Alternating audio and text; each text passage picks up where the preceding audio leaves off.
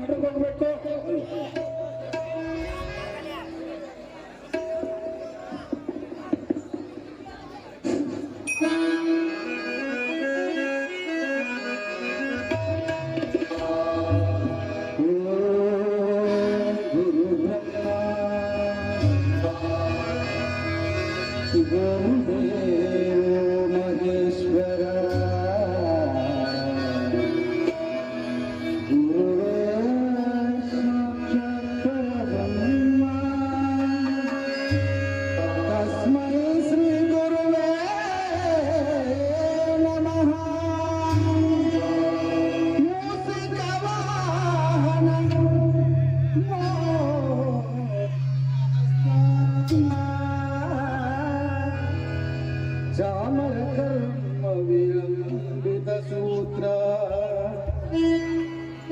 वामनरूप महेशन पुत्र विघ्न विनाशक पादं नमस्ते नमस्ते नमस्ते नमः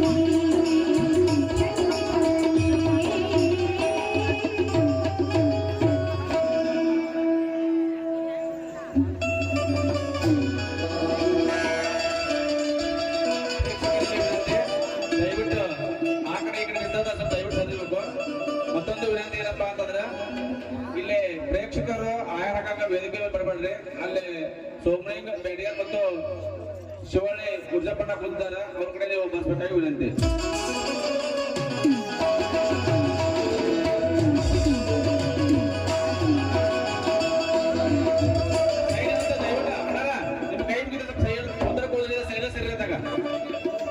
ಸೈಡ್ ಸೈಡ್ ಅನಾಟ ಅಲ್ಲ, ಹಿಂದಿದ್ದಂತ ಪ್ರೇಕ್ಷಕರಿಗೆ ಅನಾನುಕೂಲ ಆಗತ್ತೆ, ದಯವಿಟ್ಟು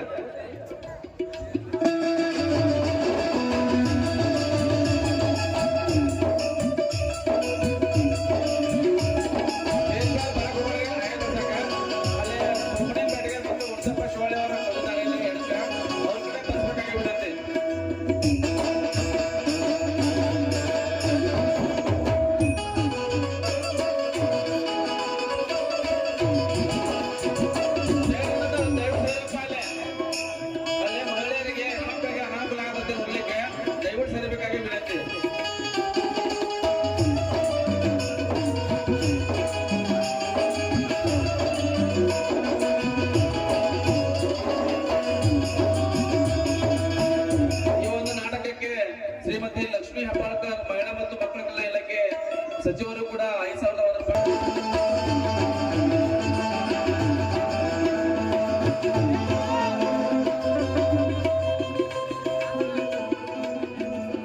ಸೋಮಲಿಂಗ ಬೇಡಿಯಾರ್ ಮತ್ತು ಮುತ್ತಪ್ಪ ಶಿವಳ್ಳಿ ಅವರು ಸ್ಟೇಜ್ ಮೇಲೆ ಬರಬೇಕಾಗಿ ವಿನಂತಿ.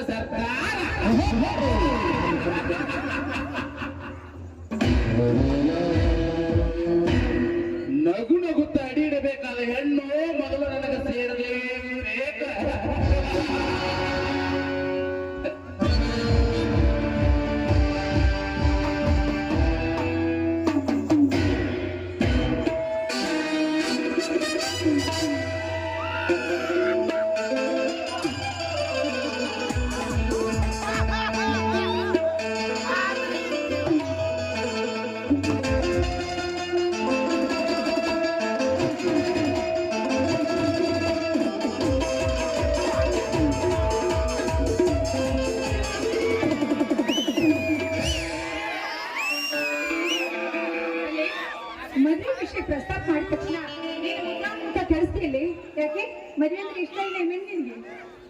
ಹೆಣ್ಣಿಗೆ ಮದುವೆ ಅನ್ನೋದು ಒಂದು ಬಂಧನ ದೇವರವನ ಹಾಳು ಮಾಡಬೇಕು, ಮಕ್ಕಳಿಗೆ ಇರುವ ಕಾರ್ಪಣ್ಯ. ಮದುವೆ ಅಂದ್ರೆ ನನಗಂತೂ ಇಷ್ಟನೇ ಇಲ್ಲ. ನೀನ್ ಮಾತು ಕೇಳಿದ್ರೆ ನನಗೆ ನಗೆ ಬರ್ತಾ ಇದೆ ಅಲ್ವೇ? ಮದುವೆ ಆಗದೆ ಇರುವ ಹೆಣ್ಣಿಗೆ ಈ ನಮ್ಮ ಪ್ರಪಂಚದಲ್ಲಿ ಎಷ್ಟೊಂದು ಕೀಳು ಮಟ್ಟದ ಹಾಗೆ ನೋಡ್ತಾರಂತ ನಿನಗೇನಾದ್ರೂ ಗೊತ್ತಿದೆಯೇನು? ಯಾಕೆಂದ್ರೆ ಮದುವೆ ಮಕ್ಕಳು ಅಂದ್ರೆ ಹೆಣ್ಣಿಗೆ ಮುಕ್ತಿ ಸಿಗುತ್ತದೆ ಅಮ್ಮ. ಮದುವೆ ಇಲ್ಲದೆ ಹೆಣ್ಣಿಗೆ ಮಹಾ ರೋಗಿ ಎಂದು ನೋಡ್ತದೆ ಈ ಸಮಾಜ. ಮಾತಿದ್ರೆ ಸಾಕು ವೇದಾಂತವನ್ನೇ ಶುರು ಮಾಡ್ಬಿಡ್ತಿಲ್ಲ.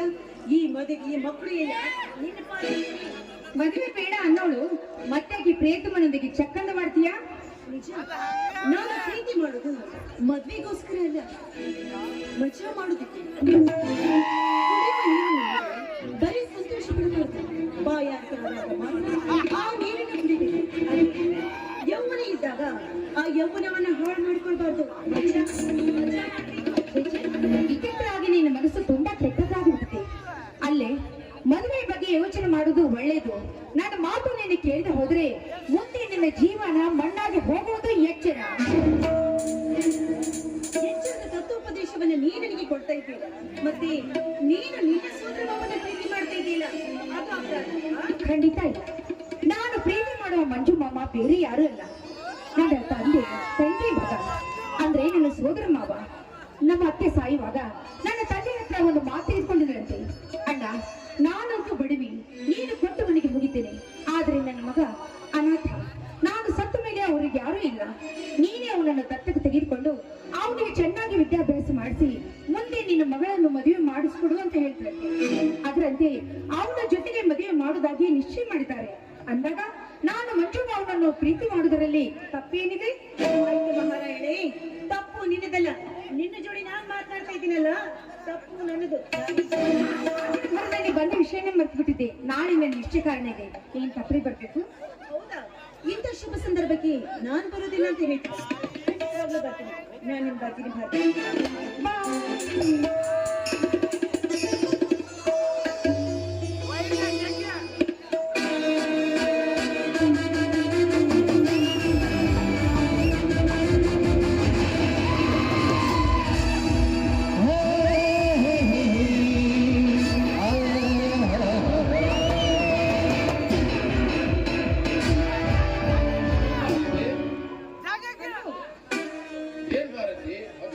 ರಸ್ತೆಯಲ್ಲಿ ಒಂಟೆಗೆ ಎಲ್ಲ ಪ್ರಯಾಣ ಬಸ್ತಿರೋರ ಇಲ್ಲಿಗೆ? ಏನಿಲ್ಲ, ನಾಳೆ ನನ್ನ ಮದುವೆ ನಿಶ್ಚಯ ಕಾರ್ಯವಿದೆ, ಅದಕ್ಕಾಗಿ ರೂಪಾಳನ್ನ ಭೇಟಿಯಾಗಿ ಮಾತಾಡ್ಸ್ಕೊಂಡು ಹೋಗೋಣ ಅಂತ ಬಂದೆ. ಅಂತೂ ಅನಿರೀಕ್ಷಿತವಾಗಿ ನೀವು ಬಂದಿದ್ರಲ್ಲ, ನಾಳೆ ನೀವು ತಪ್ಪದೆ ಬನ್ನಿ. ಮಲ್ಲಿಗೆ ಹೂವಿನ ಸ್ವಾಗತಕ್ಕೆ ಕಾದು ಕೂತಿದ್ದೇನೆ. ಇಂತಹ ಸಂತೋಷದ ಸ್ವಾಗತನ ಕಳೆದುಕೊಳ್ಳುವಷ್ಟು ಮೂರ್ಖ ನಾನಲ್ಲ. ಖಂಡಿತವಾಗಿ ಬಂದೇ ಬರುತ್ತೇನೆ ನಿನ್ನ ಶುಭ ಸಂಭ್ರಮಕ್ಕೆ. ತುಂಬಾ ಥ್ಯಾಂಕ್ಸ್ ಬ್ರದರ್.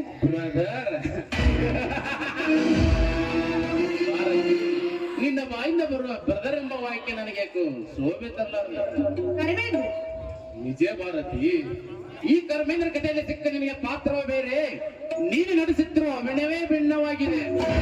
ಅಂದ್ರೆ ನಿಮ್ ದೃಷ್ಟಿಯಲ್ಲಿ ನಾನೇ ಹೇಳ್ತೇನೆ, ಸ್ವಲ್ಪ ಅವಕಾಶ ಕೊಡ್ತೀರಾ? ಯಾಕೆ ಸಂಕೋಚವೇ? ಸಂಕೋಚ ಸಂಕೋಚ ಎಂಬ ಶಬ್ದಕ್ಕೆ ನನ್ನ ಮನದಲ್ಲಿ ಅಸ್ಪದವಿಲ್ಲ. ಮುಚ್ಚಿಟ್ಟ ಮಾತನ್ನು ಬಿಚ್ಚಿಟ್ಟ ಹೇಳ್ಬೇಕೆಂಬ ಆಸೆ. ದಯವಿಟ್ಟು ನೀವು ನಿರಾಸೆ ಮಾಡಬಾರದು. ನೀತಿಯ ಮಾತಾದ್ರೆ ಒಪ್ಕೊಳ್ತೀನಿ, ತುಚ್ಛತನದ ಕಾರ್ಯವಾದ್ರೆ ನಿರಾಕರಿಸ್ತೀನಿ. ಹೇಳಿ ನಿಮ್ಮ ಆಸೆ ಏನು?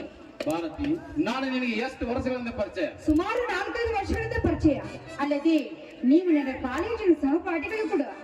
ಇಲ್ಲಿವರೆಗೆ ನಾನು ನಿಮ್ಮನ್ನು ಯಾವ ಭಾವನೆಯಿಂದ ನೋಡುತ್ತಾ ಬಂದಿರೋನು? ಪ್ರೀತಿ ಗೌರವದಿಂದ ಕಾಣ್ತಾ ಬಂದಿದ್ದೀರಲ್ಲ. ಒಂದು ವಯಸ್ಸಿಗೆ ಬಂದ ಹೆಣ್ಣು, ಒಂದು ವಯಸ್ಸಿಗೆ ಬಂದ ಗಂಡು. ಪ್ರೀತಿ ಪ್ರೇಮದ ಅರ್ಥ ನಿಮಗೆ ಚೆನ್ನಾಗಿ ತಿಳಿದಿರಬೇಕಲ್ಲವೇ? ಚೆನ್ನಾಗಿ ಗೊತ್ತಿದೆ. ಇಲ್ಲಿವರೆಗೂ ನೀನು ನನ್ನನ್ನು ತಂಗಿ ಅಂತ ತೆಗೆದುಕೊಂಡದಕ್ಕೆ ತುಂಬಾ ಥ್ಯಾಂಕ್ಸ್. ನಾನು ಬರ್ತೀನಿ. ನೆಲ್ಲು ಮಾಡುತ್ತೆ, ನೆಲ್ಲು. ಹುಲಿ ಎಂದಾದರೂ ಜಿಂಕೆಯನ್ನು ತನ್ನ ಒಡ ಹುಟ್ಟಿದ ತಂಗಿಯನ್ನು ಕೊಡಬಹುದೇ?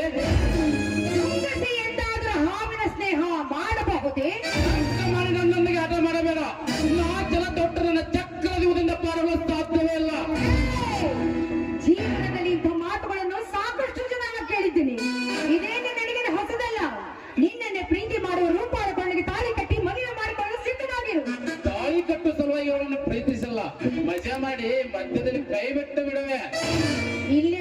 ಇದೆ ನಿನ್ನ ಸ್ವಾರ್ಥ ಬುದ್ಧಿ ಏನು ಅಂತ.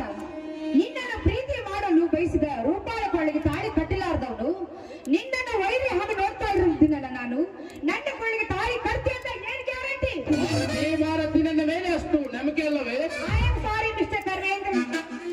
ದೇವ ಮಾನವ ರೂಪದಂತಿರುವ ಒಬ್ಬ ಮಾನವರಿಗೆ ಹಾಲು ಕುಡಿಸುತ್ತೀನಿ ವಿನಃ ಹಾವಿಗೆ ಹಾಲು ಕುಡಿಸಿ ಕಚ್ಚಿಸಿಕೊಳ್ಳುವಷ್ಟು ಮೂರ್ಖಳು ನಾನಲ್ಲ. ಗೌರವದಿಂದ ಈ ಕರ್ಮನ ಮೂರ್ಖೆಯಿಂದ ಭಾವಿಸಿದರೆ ಅದರ ಪರಿಣಾಮ ಏನಾಗುತ್ತೆ ಗೊತ್ತೇ? ಏನಾಗುತ್ತೋ ಈ ನನ್ನ ಮುದ್ದಾದ ಮಕ್ಕಳ ಯೌವನ ಹೆಣ್ಣುಗಳನ್ನು ಯಾರು ಕಾಣಂತ ಕದ್ದೊಯ್ದು ನನ್ನ ಕಾಮನ ಅವನು ತೀರಿಸಿಕೊಳ್ಳುವ. ಇನ್ನೊಂದು ಸಲ ಇಂಥ ಮಾತುಗಳನ್ನು ಆಡಿದ್ದಾದ್ರೆ ನಿನ್ನ ನಾಡಿಗೆ ಕತ್ತರಿಸ್ಬಿಡ್ತೀನಿ. ಎಚ್ಚರ.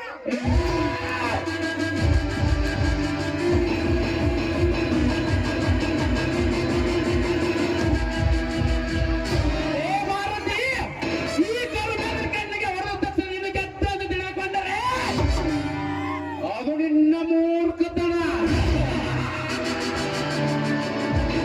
ಪ್ರಾಣವನ್ನು ಕಿತ್ತಿಕೊಂಡು ಹೋದ ಮನೆಯಿಂದ ಮತ್ತೆ ಮರಳಿ ಪಡೆಯಬಹುದು. ಮಾವಿನ ವಿಷ ಕುಡಿದು ದಕ್ಕಿಸಿಕೊಳ್ಳಬಹುದು. ಉಕ್ಕಿ ಬರುವ ಸಮುದ್ರದಲ್ಲಿ ಈಜಬಹುದು. ಆದರೆ ನಾವೊಂದು ಸಲ ಕಣ್ಣಿಟ್ಟ ಈ ಕರ್ಮವನ್ನು ತಪ್ಪಿಸಿಕೊಳ್ಳಲು ಸಾಧ್ಯವಿಲ್ಲ. ಅಕಸ್ಮಾತ್ ತಪ್ಪಿಸಿಕೊಂಡರೆ ನಿನ್ನ ಜೀವನದ ಕಥೆ ಕರ್ಮದ ಕಥೆ ಅವರಲ್ಲಿ ಸಂದೇಹವಿಲ್ಲಲೇ?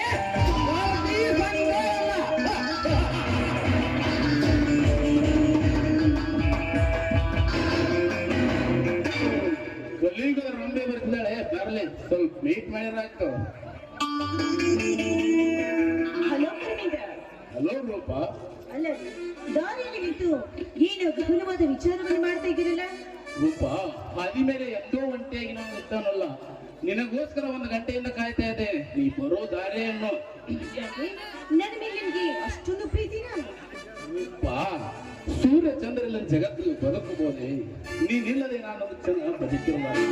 ನನ್ನ ಮೈಯಲ್ಲಿ ಹೆಚ್ಚಿರುವ ಒಂದೊಂದು ರಕ್ತದ ಕಣಗಳಲ್ಲಿ ನೀನೇ ತುಂಬಿಕೊಂಡ್ರೆ ನಿನ್ನ ಮುಖ ನಾನು ನೋಡದೆ ಹೋದರೆ ಅವತ್ತು ಉಪವಾಸ ಮುಳುಗುತ್ತೇನೆ. ಇಷ್ಟ ಮೇಲೆ ಅರ್ಥ ಮಾಡಬೇಕು ನನ್ನ ಪ್ರೀತಿ ಪ್ರೇಮ ಎಷ್ಟು ನೆಟ್ಟಿಗೆಂದು. ನನಗೆ ಗೊತ್ತು ನೀವು ನನ್ನನ್ನು ಅದೆಷ್ಟು ಪ್ರೀತಿ ಮಾಡ್ತಾ ಇದ್ದೀರಿ ಅಂತ. ಅದಕ್ಕಾಗಿ ನಿಮ್ಮನ್ನು ಕೂಡ ನಾನು ನನ್ನ ಹೃದಯದಲ್ಲಿ ಇಟ್ಟುಕೊಂಡಿದ್ದೀನಿ. ಇವತ್ತು ನಾನು ನಿಮ್ಮ ಹತ್ರ ನನ್ನ ಬಯಕೆಯ ಮಾತು ಹೇಳಬೇಕು ಅಂತ ಇದ್ದೀನಿ. ಹೇಳ? ಹೇಳು ರೂಪ, ನಿನ್ನ ಆಸೆ ನಾನು ಎಂದೂ ನಿರಾಸೆ ಮಾಡಿಲ್ಲ. ಸಂಕೋಚವಿಲ್ಲದೆ ಹೇಳು. ಮತ್ತೆ ನಾನೀಗ ನೀನೀಗ 3 ತಿಂಗಳ ಗರ್ಭಿಣಿ. ನೀ ಹೇಳುತ್ತಿರೋ ಮಾತು ಸತ್ಯವೇ? ನಾನು ಯಾಕೆ ಸುಳ್ಳು ಹೇಳಿ ಸತ್ಯವನ್ನೇ ಹೇಳ್ತಾ ಇದ್ದೀನಿ. ಯಾಕೆ ನಿಮಗೆ ಸಂತೋಷವಾಗ್ತಾ ಇಲ್ವಾ? ಸಂತೋಷ ಪಡೋ ಮಾತಲ್ಲ ರೂಪ, ಇದು ಕಷ್ಟದ ವಿಷಯ. ಯಾಕೆ? ಕಣ್ಣು ನಿಲ್ಲದ ನೀನು ಗರ್ಭಿಣಿ ಆದರೆ ಈ ಸಮಾಜ ನಿನಗೆ ಕೆಟ್ಟ ಪಟ್ಟ ಕಟ್ಟುವಂತೆ ಚಿಂತೆ ಮಾಡ್ತಾ ಇದ್ದೇನೆ. ಚಿಂತೆ ಮಾಡಬೇಡಿ, ನಾನು ಹೇಳಿದ್ದು ಬರೀ ಸುಳ್ಳು. ಈ ನಿಮ್ಮ ಹೃದಯದ ವೇದನೆ ಹೇಗಿರುತ್ತೆ ಅಂತ ತಿಳಿದು ನೋಡಕ್ಕೆ ಈ ರೀತಿ ಹೇಳ್ತೇನೆ ಅಲ್ಲವೇ? ಒಂದ್ ವೇಳೆ ನಾಳೆ ಏನಾದ್ರೂ ನಾನು ನಿಮ್ಮಿಂದ ಗರ್ಭಿಣಿ ಆದ್ರೆ ನೀವು ನನ್ನ ಕೊಳಗೆ ತಾಳಿ ಕಟ್ಟೋದು ಗ್ಯಾರಂಟಿ ತಾನೇ? ಗ್ಯಾರಂಟಿ.